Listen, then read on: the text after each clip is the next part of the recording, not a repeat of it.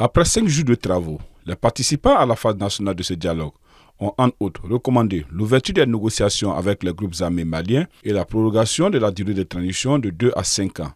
Ils ont aussi demandé que le colonel Assimi Goïta se présente à la présidentielle qui devait mettre fin à cette période de transition selon les recommandations lues au thème de ce dialogue intermalien.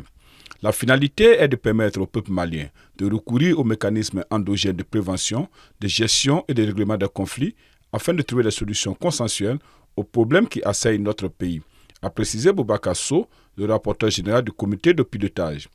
Parmi les recommandations et résolutions formulées et adoptées, il a également été recommandé la relecture de la charte de la transition, contrôler la ligne éditoriale des prêches par les religieux afin d'éviter la propagation des messages de haine ou susceptibles de créer un conflit entre les différentes tendances religieuses. Interdit aux chefs religieux, aux chefs de village, de fractions et de quartiers et aux responsables des organisations de la société civile de s'engager dans le militantisme politique ont été proposés.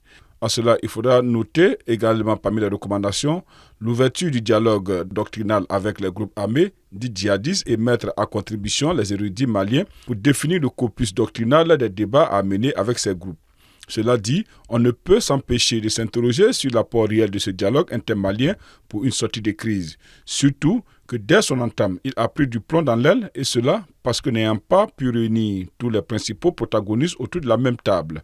En effet, les groupes armés signataires de l'accord d'Alger, chassés de Kidal en fin 2023, n'ont pas pris au pourparlers.